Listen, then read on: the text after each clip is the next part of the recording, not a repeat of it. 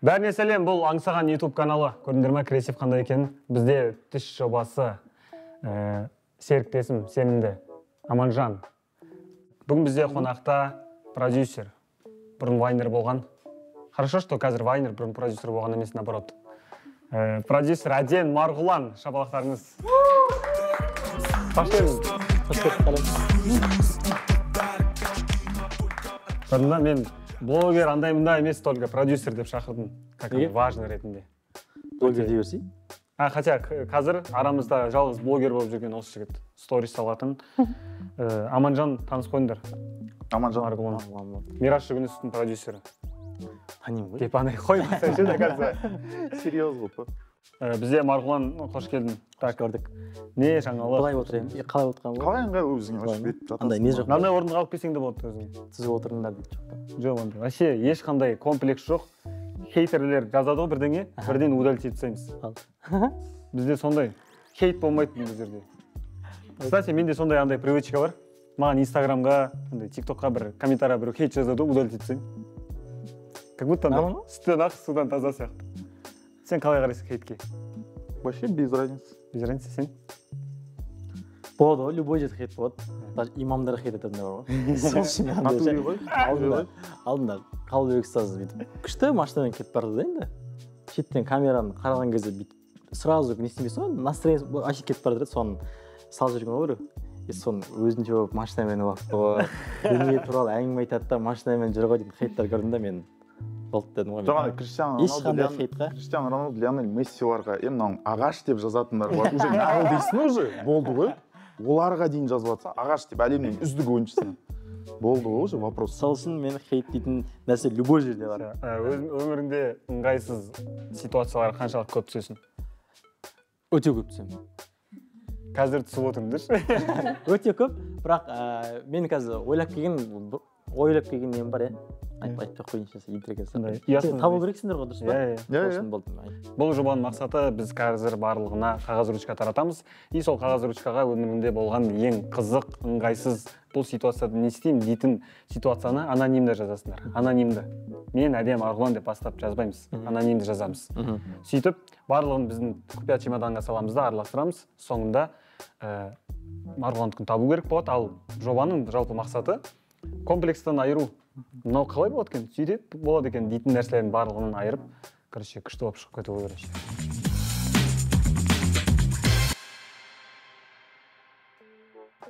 Бәріне сәттілік. Ұятсыздар, бастаңдар.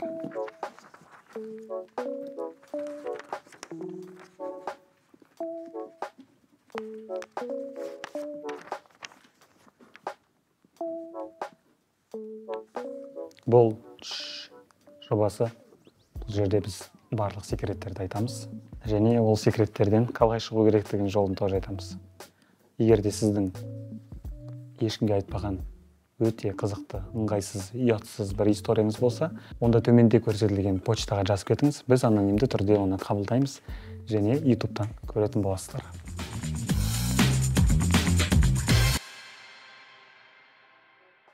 Секреттер жазылып бітті. Құпия чемоданына саламыз. Араластырып. Құпия чемодан. Қатша. Мен барлығына жинап шығам. Бүйтіп араластырып жинап шығам. Салыңыздар десем. Өшіріп жатыр қыз. Біліп қойдық қой сені.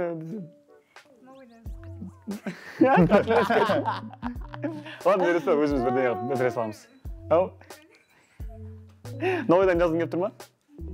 Бірақ уже сенің келген білеміз ғой қазір. Жазбаймын онда. Жаза нормально кетерсің. Бұлай араластырамыз. Қараңыздар, мынаның барлығы секрет. Араластырдық. Бірінші секретті Марғұлан өзің бастайсың. Кез келген алда. Кеттік ал. Таныс қыздың бір емес 3 жігітті алдап жүр екен. Короче, мен дос қызға бас кетіп жүреді. Сосын ухаживать етіп жүрген бір күні бір күні ол мені өз үйіне шақырады. сосын барсам үйінің алдында екі жігіт күтіп тұрады. Очередьте тұрсын деші. Сосын уақыт созайын деп екеуімен танысып алдым. Сөйлесе келе үшеуміздің бір қызға келгенімізді білдік. Қазір олар менің ең жақын достарым дейді. Типа бажухи болып кетті, короче, бажылар болып кетті, грубо говоря. Прикольно. Жақсы екен, басында. Бұл қыз үш достың пайда болуына себепкер болды. Иә, бұл қызды ақтап алайық, жамандамайық. Ол наоборот қанша адамды біріктіріп жатыр. Бұл айтып тұр ғой, мен жүрдім деген жоқ қой бұл. Типа ухажер болып жүрген ғой. Ухажер болса басқа адаммен сөйлесуге болмайды деген жоқ қой. Может, үшеуінде ана біз френд зонада ұстап жүр, просто ойлап жүрген. Менде жақсы дәйек бар. Сөйтіп уақыт созайын деп екеуімен танысып алдым. Біз үшеуміз күшті дос болып кеттік. Сөйтіп кей Джокерс ашылды. Жігіт келесе маған алып бер любой. Төртпішілерден кетіп жатырық па? Мен жұмыссызбын. Бәсе осы жерде отырсың. Жұмысың болса жұмыста отырсың ба? Мен жұмыссызбын. Ал үйдегілер менің жұмысқа кетті деп ойлайды. Ал мен мына жерде отырмын дейді.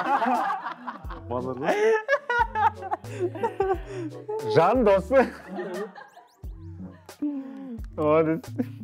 Зато честный адам. Зато честный. Үйдегілермен емес енді, бірақ честный адам. Үйдегілерге не честный, но мына жерде честный. Үйдегілер әлі сонда полит етіп жатқан жоқ па сонда?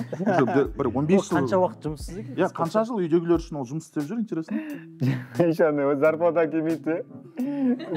Зарплатаң қайда түссе, осы ай қысқартып тастады. Білемін, саған деп тұрсаң. Иногда андай уақыттар болады ғой дейді. Бірнеше баламен қатар сөйлесіп кет. Маған осындай айтып жатыр ба? Жаңағы мынау. Үшеуі подъездің алдында тұр. Бірнеше баламен қыздарға жақсы жазсақ та. Иногда андай болады ғой. Иногда андай уақыттар болады ғой. Бірнеше баламен қатар сөйлесетін кездер. Қарашы. Екеуі де бір уақытта келем деп жауап береді ғой дейді. Мына неде, қарашы? Еще жоқ, шықпаймын десең де, жоқ, келемін деп қоймай, сөйтіп шығып біреуімен далада тұрғанда екінші жігіт досымен келеді ғой. Ол досы менің баяғы сөйлескен жігітім дейді. Үшеуі бір-бірімен қарап тұрып қалады. Сосын мен, қой менің үйде балам жылап жатыр деп кетіп қаламын. Балам дейді. Иә, аузыма түскен сол дейді. Аузыма түскен сол болды дейді. Ең бірінші. Үшеуін де қадай салайын деді, короче, бұл. Жоқ, бұл оқиға Ватиканда болды ма? Неге? Бір 15 ауылдық жер ма? 15 адам бір кішкене тоже логически ойлана болады ғой, досы бір фотода көріп қалып, кішкене сондай кішкене разделять етуге болмайды екен. Ана жігітті қызық келген шығар онда, типа, бұрынғы бывшаям ғой, мен де көрейінші деп ана ше. Жоқ, ол да білмеді походу. Короче, ол ана досымен білмеді, келіп тұр. Досың болса айтасың ғой. Адресімен ауыса береді шығар. Қатар үш үйде тұрады шығар, ол еще параллельно. Адрес ауыса береді. Бірақ үшеуі де несеген екі история сондай болған айтып отыр маған. Жоғандай, аз емес қой еще, біреу екеу деп бітті самойды. Жоқ, қандай принциппен таңдайды мысалы, ол үшеуімен қатар сөйлесіп, потом қай кезде, осы ау дегенде. Или запас вариант сияқты ұстап отыра ма? Мынау тамақ алып береді. Жоқ, мен ана стендапта айтамын ғой, короче ше. Кез келген жігітте екі вариант деген болады. Сол сияқты қыздар. И қыздардың бәрі жазып кетеді. Қой, ондай жоқ, сендер жамансыңдар жігіттер. Міне, екі история болды қыздардан. Екі историяда екеуі де андай туралы. Мектепте бірінші сыныптан жақсы көретін жігітім болатын. Бірінші жақсы көретін жігіт болатын. Безответная любовь болған. Болған дейсіз. Безответная любовь болған. Мектеп бітіріп екінші курсқа көшкенде кездестік. Сөйтіп екеуміз сөйлесіп бастадық. Бірақ маған непривычно болды. Сосын жауап бермей, игнор жасап сөйлеспей кеттік. Кейін бір жолыққанда осы екеуміз неге сөйлеспей кеттік деп сұрадым. Сосын ол сен ғой жауап бермеген деді. Өз-өзіме ұялып кеттім. Бірақ ол жігіт әлі де ұнайды. Не істеймін дейді. О, не істеймін депті. Сұрақ қойыпты? Иә, молодец. Не істеймін депті. Астында екіншісі бар, қазір оны оқиды. Қойшы. Не істеймін деген. шешкенде андай не ма сонда кім жақсы бала жақсы көрген ба сонда? Жоқ, мынау қызды жақсы көреді, қыз баланы жақсы қыз көреді. баланы жақсы көреді. Я, оказывается, бала тоже симпатия болған ғой. Иә, сосын университет кезінде кездескен что-то анау жауап бермей қалған ғой просто. И анау да жауап бермей қалған ғой. Короче, түйін, егер де сіздің көп тырысатын достарыңыз болса, и оған тағы да сондай тырысып қалған біреу болса, біреу уступать ету керек по-любому. Біреу көтін босату керек. Мысалы, екеуі тағдыр мысалы бүйтіп кетіп қалып тұр да. Сондықтан мысалы тырысып қалған біреу болса, өзінікін сәл жібере қойыңыз да, ладно дей салыңыз, жауап беріп. Қыздарда болса да, қыздар шак, может, бала тормыш шығар. Кішкене ұнайтын бала болса, жазып жіберіңіз кішкене. Тупить етпешті кәдімгі. Мен пока осындай история болған тоже менде андай пока не поздно әрекет жасап ата-ана ертең үйленіп кетуі мүмкін. Иә, сол кезде вообще көтін ашиды. Иә, сол кезде вообще не істейсің да, біртүрлі болып қаласың. Көтін тырысқанынан бөлек, еще көтін ашиды. Маған бір жігіт свиданиеға келді дейді. Надеюсь, ол қыз біріншіден. Біріншіден қыз деген үміттемін. Маған бір жігіт свиданиеға келді. Қатты әдемі жігіт еді дейді. Яғни андай сезіп тұрмын ғой, әдемі қылып келтірген әріптерден. Қатты әдемі жігіт еді. Мен шығармын онда. Деп сонда өзіме беріп отырмын. Екеуміз далада отырдық, лавочкада, дворда. Әңгіме айтып отырмыз. Ну, конечно, әңгіме айтып отырмыз, иә. Бір кезде тыныш болып қалды. И ол осырып қойды. Бұл біріншіден адамға деген андай сенімділік қой, доверие деген сөз ол. И уважение емес, ол доверие айтып жатыр оған. Прямо қатты естілді дейді. Татуандай мынаны жазылған андай иісі мұрныма келді. Өзі не істерін білмей қалды дейді. Қызық ситуация ғой. Мен отырсың, не істерін білмей. Қалай шығасың? Иә, ол андай Шерлок Холмс сияқты андай 2 секундта андай 15-16 вариант ойлап тастау керек, уже 2 секундта. Андай столда ласер да? Лавочканың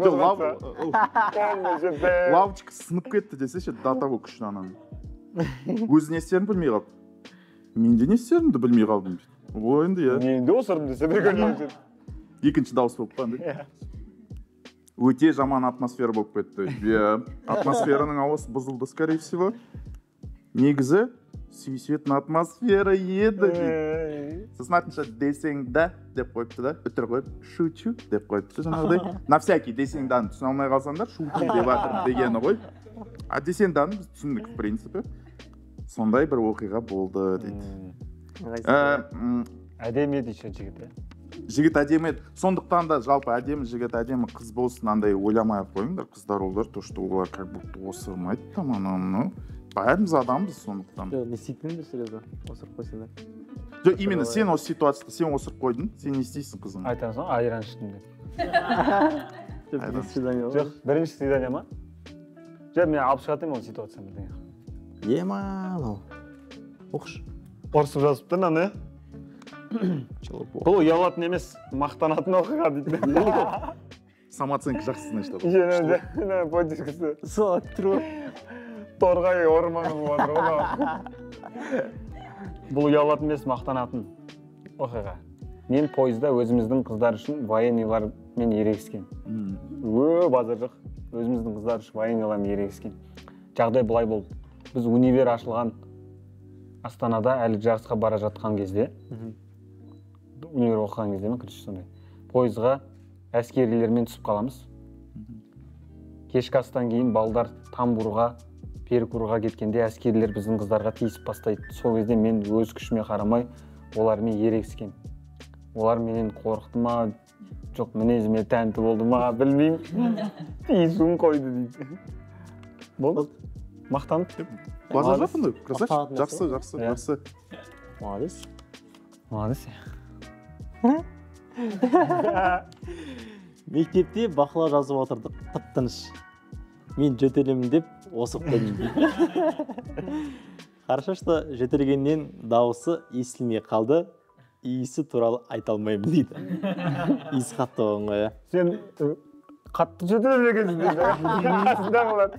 Сен састып жөтеледі екенсің, сен андай жөтелмей ақ қой. Екінші сұрақ екен. Сыныпта қорқақ жарымжан бала болатын.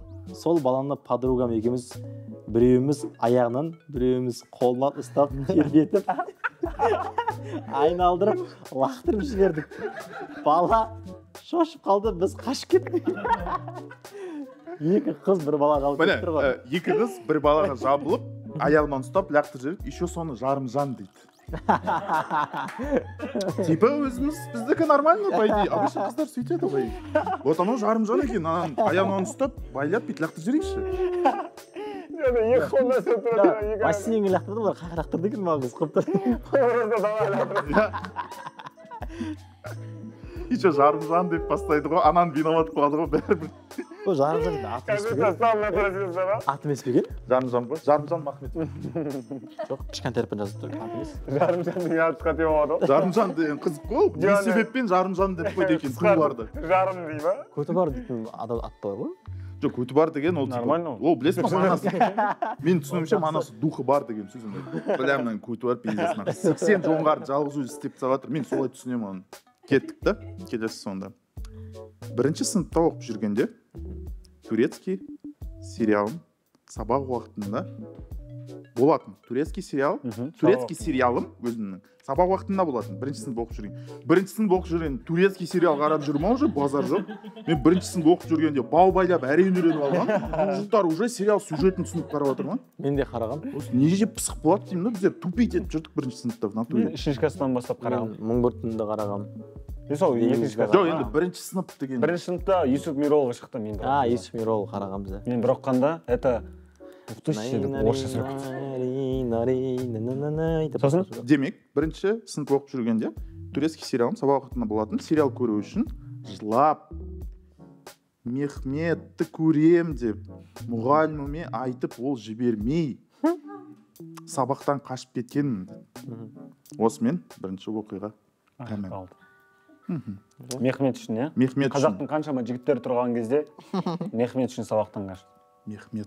Аманжан Мехметов. Аманжан Мехметов. Қалай? Жарымжан Мехметов. Жоқ, апайға может Мехмет емес, басқа бір Юсуп сияқты может ат керек болған шығар. Жіберу үшін ба? Жоқ, Мехметке жібермеймін. Апай, мен Юсуфты қарайын дедім. Юсуфты қарайтындар, бара беріңіздер, боссыздар. Мелих барам. Озан. Астында бірден, в принципе, особо комментарий жоқ. Екінші тоже қысқа оқиғасы бар, бірден оқып жіберейін ба оны? Двухстволка кетіп қалсын, екінші оқиғасы өзімнен үлкен класстас қызына әлімжеттік. Яғни, жақшаның ішіне дедовщина деп қойыпты, базар жоқ. Өзімнен үлкен қызға әлімжеттік дедовщина, яғни қол көтерген болып тұр, жасағанмын. Кепкісін алып қойдым дейді ана қыздың. Кепкісін алып қойып, жылатып ана қызды. Қазір ауылда көріп қалсам, ұялам жаман дейді. О, міне. Ұялғаны дұрыс. Қыз ба?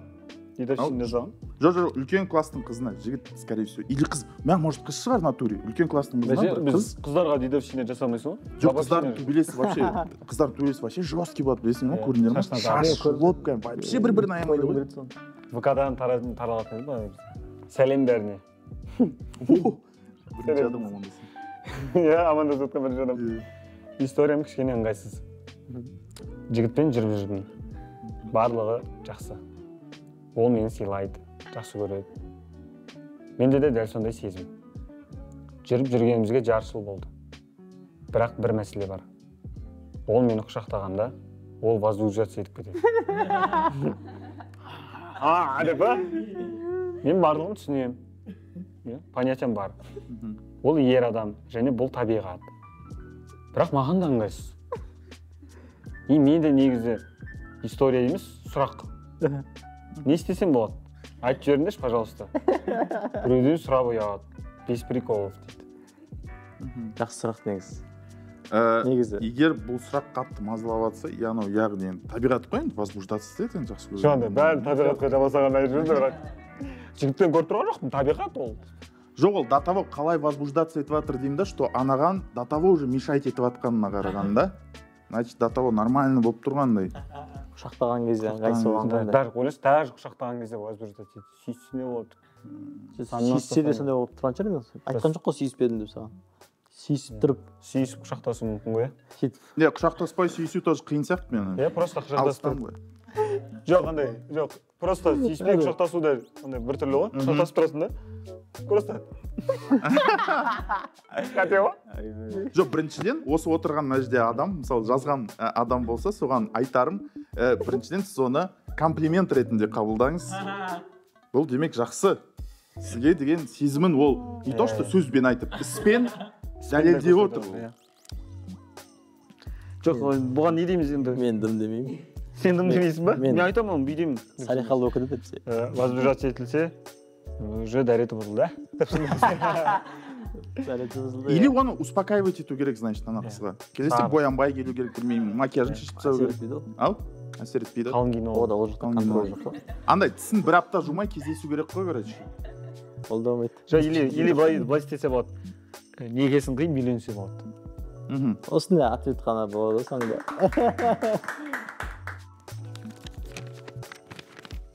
Ол кезде кішкентай едім. Бәрі кішкентай кезінде. Кішкентай кезінде. Ауылда түскі ұйқы деген бар. Иә. Қайнап. Қалада жоқ ондай. Қалада түсте ешкім ұйықтамайды. Сол түскі ұйықтап қаламын. Бір кезде сәл ерте оянып кеттім дейді. Түсте ұйықтап қалып, бірақ сәл ерте оянып кетті, короче. Ұйқыдан тұрсам, үйде ешкім жоқ. Атам мен апам есікті сыртынан құлттап кетіпті. Менде паника дейді. Еще мынандай смайлик бермейді қойған. Менде паника. Сразу бақырып жылайым дейді. Мені тастап кетті деп. Бір комнатаға барып, терезеден тұрған гарнитурадағы гүлді, в общем, базадағы гүл, гаршок, мынау шы екен ғой. Шысы мынандай болып отырғандай. Гаршоктағы гүлді алып, терезеге лақтырып жіберіп, сындырдым дейді. Да тау паника болып тұр. Сосын сол сынған терезеден далаға секіріп түскен ғой. Қазір сол сынған шишаларды қалай аяғыма кіргенді ата-анам бәріміз шошпыз ғой дейді. Сап-сауым. Соңына қарай что-то әңгімесіні не істеп қапты. Жалғастырайын деп қойды еще дальше. Жалғастырайық. Жалғастырсыншы. Бұтта трусы. Короче, ол секірген терезе сынған, терезенің шишалар жерге түскен, ол сіскен аяғына тиген. Даладамын дейді, бұтта трусы дейді. Оянған күйлі паникамен киімсіз үйден шығып кеткенмін ғой дейді. Все, трусымен шығып кеткенмін, короче, үйден паника ұстап. Сосын көшеде ата-анамды, короче, бақырып іздеген ғой дейді. Елестетіңдерші дейді. Елестетіңдер. Бұтта трусы ғана. Түскі ұйқысын сәл ұйықтамай қалған үшеуі. Терезесін сындырған, и ата-анасын айқайлап іздеп, трусымен, короче, іздеп жүр. Түр жалаңаш дейді. Бір кезде алдымнан атам мен апам шығады. Сөйтсем, екеу жай ғана су алып кетуге шығып кеткен екен ғой, дейді. Ол кезде суды көрші үйден флягпен таситынбыз дейді. Сосын сол ата-анам таптым, короче, бірақ үйге барып сынған терезе үшін бір оңбай таяқ жеп алдым, дейді. Сема. Оған дейін сонда паник ұстағанда, оған дейін вообще суға шықпаған ба үйдегілері? Бір 10 жыл ішінде. И бір шықпаған, сол кезде паник ұстап қалып тұр ғой. Жоқ, бәрі үйде отыратын еді. Үйде отыр ғой. И ұзаққа кеткен жоқ қой суға енді бір 15-20 метр ары кетсе. Тұрысы оянған ғой енді. Тез паника ұстағаны. Одан деп отырады да. Бұған келіспеймін мен. Бірақ бір мақтап жіберетін келе, андай даже кішкентай болса да, андай қалай дейтін еді, инстинкт самосохранение деген бар екен, уже ойланып алды да планды. Так, терезеден шығу керекпін, ол үшін мен сындыру керекпін, базаны гүлді. Уже андай спланировал да, планы тұр да күшті. Сындырдым. Иә, сындырып секіріп. Папа, мама, қайдасыздар? Ата, болса, қайтып кет. Прикол. Сен ба? Ағам мен жеңгемнің үйіне қонуға бардық. Двухкомнатный үй. Сосын түнде ұйықтайық деп маған залға төсек салып берді. Уже. Сотқа қарап жатқам ғой, ұйықтай алмай. Бір кезде бір түрлі звуктар шығып бастады. Ұялып кеттім. Түсіндіңіздер ғой енді не звук екенін. Таңертең завтракқа қатты күлкім келіп бір түрлі болып отырмын дейді. Енді біріншіден ол табиғат десекші, табиғатқа бәрін. Табиғат енді әйелмен енді күйеу ғой. Заңды түрде ол бір жағынан оны. Оған дым деймесін. Тамағын ішіп жатыр, қонуға шақырды. Еще қабырғаның ар жағында шоуын істеп берді. Наушник киіп ал. Наушник киіп ал. Или барып ал, жай де. Жоқ десе. Прикольно. Но қалай жасқына, андай открытка сияқты жазған екен мына жерде. Короче, бүйтеді. Маған инстада бір қыз қатты ұнайтын дейді. Екеуміз жарты жылдай сөйлесіп жүрдік дейді. И бір күні интересныйдан дәл соған қызды көріп қалам интересныйдан. Прям аумайды. Ұқсайтын қыз, короче, сөйлесіп жүреді жарты жыл бір қызбен, интересный бір қыз, янадан аумайтын тоже бір қыз. Сол ма деп қоям. Сөйтсем сол екен. Типа никнарын қарау, сөйтсем сол екен. Мен сөйлесіп жүрген қыз фейк екен дейді. Ана қыздың фейгі. Ана қыз натуре, анау оригинал қыз, мынау суретімен біреу сөйлесіп. Сөйтіп оны блокқа тығып тастадым дейді. Блокқа тығып тастадым. Никогда деген сөзді дұрыс айтпағанмын дейді. Никогда тысячи. Мынау чисто өз мына жерде деменция болып қалды ма, адамда ауырып қойған ба? Жазып жатқанда уже басқа нәрсені. Біткен да? Иә, уже просто. Менде де болған осындай. Да? Обидно негізі ол ше. Обидно нәрсе. Ана мен бір қыздан не істеймін, сөйлесем. Адам ысламаты? Адам? Жоқ. Қаршыға дейтін қыз ғой, короче. Сөйтіп сөйлесіп, аты әдем, бұл да аты да әдем ғой енді. Әдем ерекше андай. Бір примерно ұмытып қалдым. Алима ма сондай бір аты жазады маған. Сосын мен оған андай крем актуальный бәрі әдемі типа. Аккаунтта артық фото жоқ, 4-5 фото. И жауап берген кезде де андай сторисқа грамотно жауап береді да, ше. Шуткамен, ше. Бір смайликпен, сонымен ілініп қалдым мен, короче. Сөйлесіп, 3 ай сөйлесіп жүрем. 3 айдан кейін жоқ болып кетеді, короче, анағы сөзден өзі. Айтам, қосым ба, неғып жоқ болып кете бересің деп андай ше. Гүл жіберейін деген ғой, короче. Гүл жіберейін деген дайындалып Шымкенттен доставкаға жіберейін деп бір кезде. Сөйтіп Шымкентке барсам бір күні сол аккаунтта басқаға шықты ғой, короче. Типа қаршыға деп ше, короче. Сөйтіп мен түсінбей қалғам, ана қаршыға ма? Пластический операция жасаған ба деп па? Иә, сөйтіп анаған жаздым мен, короче. Сөйтсем ана айтады, менде осындай фейк аккаунт бар деп. Сөйтіп 3 ай бойы басқа біреумен сөйлесіп. Гүл жібермен не? Гүл жібермен. Ал мен айтып тұрған. Оқисың ба? Мен ба келесі? Я сен уже бітіріп. Болды. И сосын мен соңғысы. Мен оқимын ба дейін. Так, осыдан 2 жыл бұрын досымның үйіне барам. Досым өзінің папасына қатты ұқсайтын. Досым өзінің папасына қатты ұқсайтын.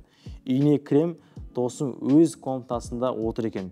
Үстінде ақ футболка, сосын папасына барып амандасып қайтайын деп залға кіріп амандастым.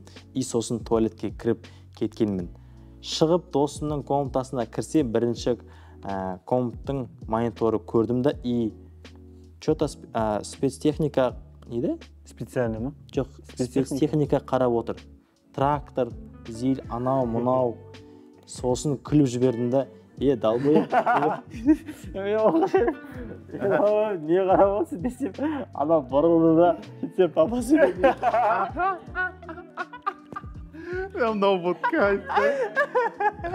Папасы екеу қатты ұқсайды, еще басын беріп алып тұр ғой. Папасы бүйтсе, зевіп отыр. Далбоев не қарап отырсың, папасы бүйтіп қояды. Я саған айтып отырмын. Не қарап отырсың? И баласы келгенде ассалаумағалейкум десе. Баласымен наоборот былай ма? Ассалаумағалейкум, қалыңыз қалай? Жоқ, сонда спецтехниканы қарап отқандар Далбоев па сонда оның бойынша? Сонда мүмкін адам просто қызып қана строитель. Зир қарап. Бүгін көп күн қойдың. Жақсы екен. Молодец. Болса рахмет. Папасының реакциясын көрген тұр. Дальше не болған көрген тұрамын жерде ше. Жоқ, сұрайықшы қазір. Иә, соңынан сұраймын. Бүйтіп қарады ғой. Сонда кешіріңіз дедім ма, бір біле дедім ма. Ладно. Жоқ, маған интрига болып қалған қызықташ. Өзіміз әртүрлі вариантты ойлайық. Нақты шын білдім. Дальше не болған комментарий жазып кетіңдер. Иә, сол. Соңғы секрет. Таксиде жетіп жүрген кезде бір қыз отырды. Инстаграмын сұрадым и бермеді. У меня есть парень, дед. У меня есть парень. Дед, не стало. У меня парень недавно не стало, может, типа. Дейді ма, демеді ма? Не стало, подвышу деп крутой болып отырған. Не стена деп. Подвинется же деп. У меня есть парень дегенде. И ол жазылған ғой. Не стена, подвину деп крутой болып отырған. Сосын жігіті күтіп алды. Қызы сразу жігітіне айтып қойды. Ана жігіт шықшы бауырым деп. деген кезде қазір басып кетіп қалды. жігіті кашак болып тұрғанмын да.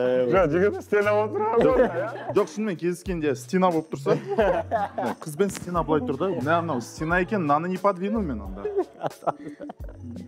Дальше. Ой. Дұрыс шешім істептім негізі. Дұрыс шешім түйін, бірінші көттеріңізге қарап сөйлеңіздер. Түйін ғой бірінші, лишний раз, потом өкініп қалмас үшін. Дұрыс істепті кетіп қалған. Ойбай, жаным ай.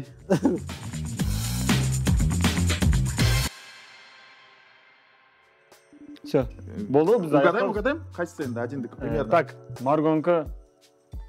Соңғысы келеді енді Маргоға негізі.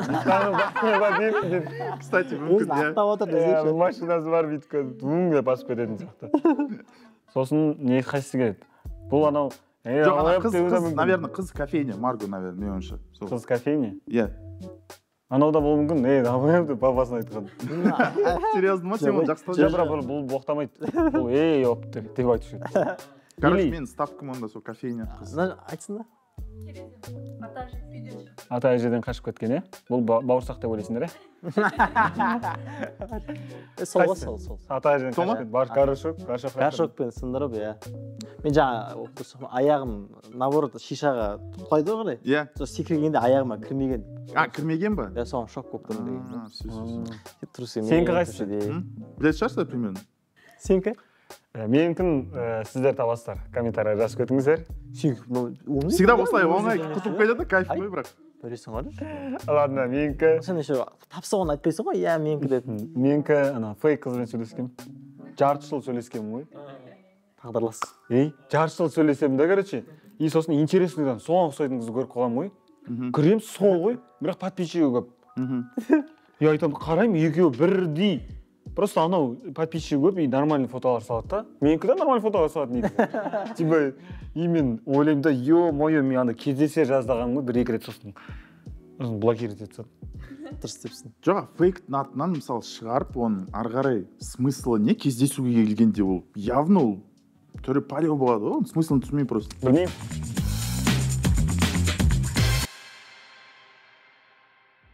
Осымен біздің шығарылым аяқталды. Бүгін бізде қонақта болған Әдем Марғұлан және өзінің секретімен біздің көрермендерге үлкен рахмет. Егер де сізде тоже ыңғайсыз, өте кринж ситуация болса, онда төменде көрсетілген почтаға анонимді түрде жазып кетіңіз. Біздің YouTube каналдан көріп қалуыңыз мүмкін. Каналға жазылыңыздар, тіркеліңіздер, лайк басыңыздар. Бұл Аңсаған каналы. Аманжан екеумізден жалынды сәлем. Дәс.